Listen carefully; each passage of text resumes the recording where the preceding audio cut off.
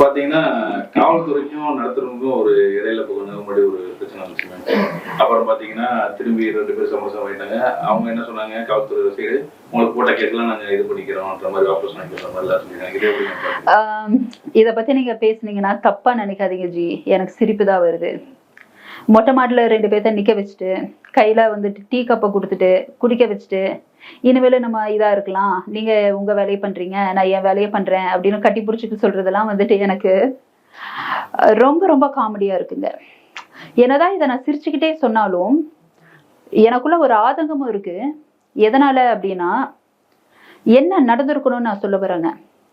கரெக்டான விஷயம்னா அது கரெக்டான விஷயம்தான். யார் பார்வையில இருந்தோ கரெக்ட்னா கரெக்டு தான், தப்பு அப்படின்னா தப்பான விஷயம்தான். ஏன்னா சட்டத்துல அதுதான், கரெக்டுனா கரெக்ட், தப்புனா தப்பு. ஓகேங்களா? 1000 காரணங்கள் நம்ம சொன்னாலும் இங்க என்ன நடந்திருக்கணும் தெரியுங்களா? அந்த காவல்துறை அதிகாரி அவர் யூனிஃபார்ம்ல டியூட்டி முடிச்சுட்டு வரும்போது இவருக்கு வந்துட்டு யாரு, இந்த போக்குவரத்து துறை கண்டக்டர், ஓகேங்களா, நடத்துனர், அவருக்கு அந்த கவர்மெண்ட் ஆர்டரை பத்தியே தெரியல. நல்லா புரிஞ்சுக்கோங்க, அது அவருடைய தப்பு. விழிப்புணர்வு இவருக்கு இல்லை. அப்ப இதுக்கு போக்குவரத்து துறை அதிகாரிகள் இந்த கண்டக்டருக்கு ஃபர்ஸ்ட் மெமோ அனுப்பணும். இதுதான் ஃபர்ஸ்ட் நடந்திருக்கணும். 2வது, இந்த காவல்துறை அதிகாரி அவர் பேச வீடியோவை யாரு எடுக்கிறாங்க? கண்டக்டர் சைடு வீடியோவை எடுத்துட்டு அதை சோசியல் நெட்வொர்க்ல ஃபுல்லா ஸ்ப்ரெட் பண்றாங்க. இது வந்துட்டு டிஃபமேஷன்ல இவர் பண்றதே தப்பு. அவர் வந்துட்டு கவர்மெண்ட் ஆர்டர் பிரகாரம் தான் பேசுறாரு. இவருக்கு அது ஒருவேளை தெரியல. சரி, தெரியாமையே இருந்துட்டு போகட்டுங்க. அவரை வந்துட்டு வீடியோ அதை எடுத்து அவர் பேசுறத வீடியோ எடுத்து சோசியல் நெட்வொர்க்ல அதை டிஸ்ட்ரிபியூட் பண்ணலாங்களா? ஏதாவது தப்பு நடந்ததுன்னா டிஸ்ட்ரிபியூட் பண்ணலாங்க, எல்லாரும் குரல் கொடுக்கலாம். இவங்களுக்கு தெரியல, இக்னோரன்ஸ். அதை பண்ணியிருக்காங்கன்னா அது டிஃபமேஷன் கேஸ் இல்ல. நியாயப்படி வந்துட்டு காவல்துறை இந்த நடத்துனர் மேல ஆக்ஷன் எடுத்திருக்கணுங்க. வீடியோ எடுத்து இந்த மாதிரிலாம் விட்டுறதுக்கு இதுதான் நடந்திருக்கணும். நடந்துட்டு ஒரு ஃபார்மல் பிரஸ் மீட்ல கவர்மெண்ட் ஆர்டர் இருக்கு, எல்லா இந்த மாதிரி போக்குவரத்து துறை தோழர்கள், வேலை செய்யற எல்லா தோழர்கள் ஸ்டாஃப்ஸ்க்கு இது வந்துட்டு தெரிஞ்சிருக்கணும் அப்படின்னு பப்ளிஷ் பண்ணிட்டு இது போய்கிட்டே இருந்திருக்கலாம். கரெக்டுங்களா? அப்போ எல்லாத்துக்கும் ஒரு விழிப்புணர்வு வந்துருச்சு. பாத்தீங்களா? இதுதான் நடந்திருக்கணும், இது தப்பாச்சு. இவருக்கு நிச்சயமா மெமோ கொடுத்துருக்கணுங்க. இந்த கண்டக்டர் மேல மெமோ கொடுத்துருக்கணும், இல்ல அட்லீஸ்ட் அவரை சஸ்பென்ஷன்ல போட்டிருக்கணும், இல்ல துறை ரீதியான நடவடிக்கையாவது எடுத்திருக்கணும். அவர் பாட்டுக்கு வீடியோ எடுத்து அது டிஃபமேஷன் தானங்க, பேரை கெடுக்கிறது தானே. 2-3 நாளா எவ்வளவு பேர் நடந்தது என்னன்னு தெரியாம, என்ன கவர்மெண்ட் ஆர்டர்னு தெரியாம அந்த போலீஸ் ஆபீசரை ஒரு டிக்கெட் வாங்கிட்டு உன்னால போக முடியாதா, உனக்கு என்ன வந்துட்டு ஸ்பெஷல் இதா, நாங்களா பண்றோம்ல, உங்களுக்கு புரியுதா என்ன மாதிரியான ஒரு பாதிப்புக்கு அவர் உள்ளானாரு? இதெல்லாம் தப்பு இல்ல. இதுதான் ஆக்சுவலி நடந்திருக்கணும். இது நடக்காம என்ன நடந்திருக்கு அப்படின்னா, அப்படியே காவல்துறை ஆப்போசிட்டா நான் வந்துட்டு அப்படியே பழிக்கு பழி வாங்குவேன் அப்படின்ற மாதிரி, அதாவது டைரக்டா எதுவும் சொல்லிக்கலனாலும் அதுதான் ஆல்மோஸ்ட் நடந்தது பல மாவட்டங்கள்ல. சீட் பெல்ட் இல்ல டிரைவர் சீட்லன்றது, ஓவர் ஸ்பீடிங்ன்றது. ஏங்க கவர்மெண்ட் பஸ்ல 40 கிலோமீட்டருக்கு மேல போகாதுன்னு யாருக்கும் தெரியாதுங்களா? உள்ள சீட்டை விடுங்க, ஒரு கவர்மெண்ட் பஸ்னுடைய பின்னால படிக்கட்டு இருக்குல்ல, படிக்கட்டு கழண்டு விழுந்து அந்த பஸ் பாட்டுக்கு போயிட்டு ட்ரிப்பெல்லாம் முடிச்சுட்டு திரும்ப அந்த பஸ் வந்து அந்த படிக்கட்டை அள்ளிட்டு போனதெல்லாம் நீங்க பாக்கலீங்களா? அந்த பஸ்ல போயிட்டு நீங்க வந்துட்டு டிரைவர் சீட்ல சீட் பெல்ட் இல்லை அப்படின்லாம் நீங்க கேட்டு எல்லாம் பண்ணும்போது பாராட்டத்தக்க விஷயம்தான். இது எப்பொழுதுமே அவங்க செஞ்சிருக்கணுமே. ஆக்சிடென்ட் நடக்குது, இல்ல ஒரு வண்டி வந்துட்டு பயணம் செய்யறதுக்கான எல்லா வகையிலும் அது வந்துட்டு ப்ராப்பரா இருக்கணும் அப்படின்னா சோதனை நடக்கதான் செய்யணுங்க. அது தவறு கிடையாது, அது முதல்ல இருந்தே நடந்திருக்கணும்ல.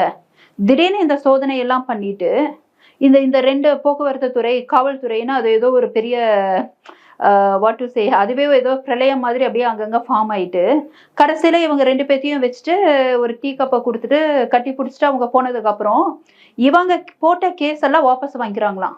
அப்பனா தப்பு இல்லாம ஒருத்தர் கேஸ் போட்டுருவாங்களா? எனக்கு புரியல. அப்போ ஒருத்தர் தப்பு செய்யறனால இவங்க வந்துட்டு கேஸ் ஃபைல் பண்ணிருக்காங்கன்னா சமரசம் ஆயிட்டா கேஸை ரிவோக் பண்ணிடுவாங்களா? இப்போ ஒருத்தன் சைக்கிளை திருடிட்டான், அவங்க கிட்ட இருந்த சைக்கிளை பறிமுதல் பண்ணிட்டாங்க, சைக்கிள் கிடைச்சிருச்சு, அதனால அவங்க பண்ண குற்றம் இல்லையா? இது கோமாளித்தனமா இல்லைங்களா? அதனாலதான் எனக்கு நீங்க ஆரம்பத்துல இதை சொல்லும் போது எனக்கு சிரிப்பு வந்ததுங்க. இது நடந்ததே, அது நடந்திருக்க கூடாது. இதை வந்துட்டு வேற விதத்துல ஸ்ட்ராட்டஜிக்கலா ஹேண்டில் பண்ணிருக்கணும். அவங்க ஹேண்டில் பண்ண ஸ்ட்ராட்டஜியா அவங்க 2 பேத்தையும் நாங்க இது பண்றோம், எதுக்காங்க 2 பேத்தையும் இது பண்றீங்க? இவர் காவல்துறைங்க, இவர் என்னங்க இவரை வந்துட்டு கட்டி பிடிச்சிட்டு ஃப்ரெண்ட்ஷிப் பண்ணிட்டு இவருக்கு என்னங்க ஆக போகுது? அவங்க வேலையை வந்துட்டு நியாயமா பார்த்துட்டு இருக்கலாம்ல. அப்போ இவர் பண்ற வேலைக்கு இவருக்கு சரியா அந்த ஒரு நாலேஜ் இல்ல. இவர் வந்து டிக்கெட்டுன்னு கேட்குறாரு. நாலேஜ் இல்லாம அதை வந்துட்டு வீடியோ எடுத்து அது ஏதோ பெரிய விஷயமா பண்ணணும்னு சோஷியல் நெட்வொர்க்ல போட்டிருக்காங்க. நியாயப்படி இந்த கண்டக்டருக்கு வார்னிங் கொடுத்தோ டிசிப்ளினரி ஆக்ஷன் கொடுத்தோ அமுச்சு விட்டுட்டு ப்ராப்பர் பிரஸ் மீட்ல பண்ணிட்டு போக வேண்டியதானே. இன்னொன்னு, காவல்துறை அதிகாரிகள் போக்குவரத்து துறை, அதாவது கவர்மெண்ட் பஸ் டிரைவர்ஸ்க்கு வந்துட்டு அந்த பில்லு கொடுக்குறாங்க ஓகேங்களா, பெனால்ட்டி மாதிரி, இது எதுக்கு இவ்வளவு அப்படின்னு கொடுக்கும்போது அதை யாரு கட்டுவா? கரெக்டுங்களா? அரசாங்கம் தானே அது, அரசாங்கம் தானே கட்டணும் அது.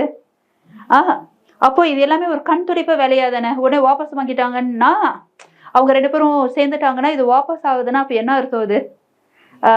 நான் காவல்துறையா இருக்கிறதுனால நான் என்ன வேணாலும் நான் பண்ணலாம், நான் அரசாங்கத்தை ரன் பண்றேன் அப்படின்றதுனால நான் என்ன வேணாலும் பண்ணலாம், அதுக்கான அர்த்தம் தானே இது? நடந்த விஷயங்கள்ல இந்த ஒரு விஷயத்த மட்டும் நம்ம அரசாங்கம் ஹேண்டில் பண்ண விதம் வந்துட்டு எனக்கு ஏற்புடையதா இல்லைங்க. இதை கொஞ்சம் பெட்டரா கையாண்டிருக்கலாம். அதே மாதிரி அரசாங்கத்தை தாண்டி காவல்துறை அதிகாரிகள் போய் போக்குவரத்து துறை அவங்கள வந்துட்டு கார்னர் பண்றது இது எல்லாமே நடக்கக்கூடாதுங்க. அது ரொம்ப தவறான விஷயம். எல்லாருமே கவர்மெண்ட் ஆஃபீஸர்ஸ். கரெக்டா பண்றாங்கன்னா கரெக்டா போகுது, கரெக்டா பண்ணலன்னா அவங்க மேல ஆக்ஷன் எடுக்கணும், அவ்வளவுதான். சமாதானம் நான் பண்ணி வைக்கிறேன் அது இது ரொம்ப டிராமாட்டிக்கா இருந்ததுங்க. அதனால this is just a joke for me. பாத்தீங்கன்னா 2 நாளைக்கு முன்னாடி வெள்ளத்துறை அவர்கள் வந்து அமுதா அவங்க சஸ்பெண்ட் பண்ணிருக்காங்க. காவல்துறை யார் கண்ட்ரோல்ல தான்? காவல்துறை அவங்க கண்ட்ரோல்ல தான் இருக்கு. அந்த அவங்க யாருன்னு நான் சொல்ல விரும்பல. ஏன்னா நம்ம ஏதோ ஒரு கட்சியவோ நம்ம பண்ற மாதிரி இருக்கக்கூடாதுன்றதுக்காக. ஆனா வெள்ளத்துறை சாரை பொறுத்த வரைக்குங்க, நான் வந்துட்டு எனக்கு வந்துட்டு அவருடைய ஆக்டிவிட்டிஸ் ரொம்ப பிடிக்குங்க. உள்ள என்ன நடக்குது பாலிடிக்ஸ் எல்லாம் எங்களை மாதிரி சாமானியனுக்கு தெரியாது. பட் நாங்க பார்த்தது எல்லாமே ரொம்ப rough and tough, straight forward, flexibility அந்த மாதிரிலாம் இல்லாமல், வளைஞ்சு கொடுக்குற போகிறது அந்த மாதிரிலாம் இல்லாமல், எனக்கு தெரிஞ்சு அவர் வந்துட்டு பல மாவட்டங்களில் இந்த ரவுடிகளுடைய ஆதிக்கத்தை வேரோட பண்ணியிருக்கிறாருங்க. என்னதான் நம்ம வந்துட்டு ஒருத்தர் வந்துட்டு இன்னொருத்தரை என்கவுண்டர் பண்ணுறதெல்லாம் வந்துட்டு வன்முறை, மனித உரிமைக்கு எகெயின்ஸ்ட்னு நம்ம 1000 சொன்னாலும், ஒரு பெண்மணியா 2004-5 தெரியல, நான் காலேஜ் படிச்சுட்டு இருந்தேன், ஷைலேந்திர பாபு வந்துட்டு என்கவுண்டர் பண்றாரு. ஒரு ஸ்கூல் படிக்கிற பொண்ணு வேன்ல வந்துட்டு கடத்திட்டு போய் அந்த டிரைவரும் கூட இருக்கிறவனும் நாசம் பண்ணி கொண்டு போட்டது. அது என்கவுண்டர் ஆகி அவங்க வந்துட்டு இறந்து போறாங்கன்னு தெரிஞ்சவொடனே எங்க காலேஜ்ல எல்லாரும் சேர்ந்து ஸ்வீட் மாறி மாறி கொடுத்து கொண்டாடணும். நம்ம எங்க வந்துட்டு வன்முறை இருக்கக்கூடாதுன்னு நம்ம சொல்றோமோ, பட் அதே சமயத்துல சில பாதிப்புகள்ல இந்த மாதிரி ஸ்ட்ராங் ஆக்ஷன் எடுத்து அந்த குற்றவாளிக்கு இமிடியேட்டா தண்டனை கிடைக்கும் போது அதை நம்ம கொண்டாடதான் செய்யறோம். நம்ம அதை வந்துட்டு ஒத்துக்கிட்டு தான் ஆகணுங்க. அதுல அது மாற்று கருத்து இருக்கவே முடியாது. அந்த விதத்துல இவர் வந்து டக்குன்னு ரவுடிகளுடைய ஆதிக்கத்தை ரொம்ப வேகமா, அதுக்கு பேர் போனவருங்க. இவரை வந்துட்டு எனக்கு தெரிஞ்சு சமுதாயத்துல தெரியாத நபரே இருக்க முடியாதுன்ற மாதிரியான ஒரு போலீஸ் ஆஃபீஸர் தான் அப்படின்ட்டு. ஏன்னா என்ன காரணத்துல வந்துட்டு அவரை அப்படியே டக்குன்னு அவரை டெம்பரரி சஸ்பென்ஷன்ல போட்டாங்க அப்படின்னா, இதுக்கு முன்னாடி கொக்கி ரவியா யார் சார் அவரு, இந்த இன்னொரு அக்யூஸ்டுடைய அந்த என்கவுண்டர் வழக்குல வந்துட்டு இவங்க சப்மிட் பண்ண ரெக்கார்ட்ஸ்ல மோசடி நடந்திருக்குன்ற அடிப்படையில டிசிப்ளினரி ஆக்ஷன் அதை போட்டு சஸ்பென்ஷன் பண்றாங்க. அது ரிட்டையர் ஆகக்கூடிய அந்த வாரமும் அந்த நாள் தான் நடக்கணுமா? அப்போ ஏதோ பார்த்து வேணும்ட்டே பாயிண்ட் பண்ண மாதிரி தானே. நம்ம நார்மலி அப்படிதானே எடுத்துப்போம் ஒரு சாமானியன் பார்வையில இருந்து. ஏன் ஒரு வாரத்துக்கு முன்னாடி இல்ல, ஒரு மாசத்துக்கு முன்னாடி இல்ல, இது ரொம்ப வருஷத்துக்கு முன்னாடி உள்ள அந்த வழக்கு. அப்போ இப்போ போட்டாங்கன்னா அது எப்படி அப்படின்றதுதான். அதுவும் தன்னிச்சையா ஒருத்தர் எடுத்திருக்க முடிவு. இதுல ஏதாவது ஒரு உள்குத்து இருக்கலாம்ன்றது தான் நான் நம்புறேன். அது ஒண்ணு.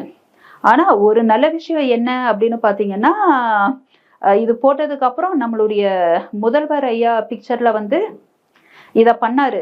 ஆனா எனக்கு என்னன்னா, முதல்வர் ஐயா உடைய பங்கு என்னன்னு அவருக்கு தெரியலையான்னு எனக்கு அது தெரியல. நான் அவரை குறை சொல்றதுக்காக இல்ல. இந்த விஷயம் வந்துட்டு ஒரு நகைப்புக்குரிய ஒரு விஷயம் தானே. ஏன்னா இந்த லா அண்ட் ஆர்டர், காவல்துறை கண்ட்ரோல் எல்லாம் இவருடைய கண்ட்ரோல்ல தானே வருது. அப்படின்னும் போது இங்க தன்னிச்சையா ஒரு IAS அதிகாரி வந்துட்டு இந்த மாதிரி ஒரு ஆக்ஷன் அனுப்புறாங்க. ஆனா இவங்க கண்ட்ரோல்ல இருக்கக்கூடிய இவர் வந்துட்டு லேட்டா அதுக்கு வந்துட்டு செயல்படுறாருன்றது கொஞ்சம் நகைப்புக்குரிய ஒரு விஷயமா தாங்க நான் இதை பாக்குறேன். மற்றபடி வெள்ளத்துறை சார் மேல எனக்கு எப்பொழுதுமே ஒரு நல்ல ஒரு இம்ப்ரெஷன் இருக்கு. உள்ள 1000 என்ன பாலிடிக்ஸ் நமக்கு வேணாங்க.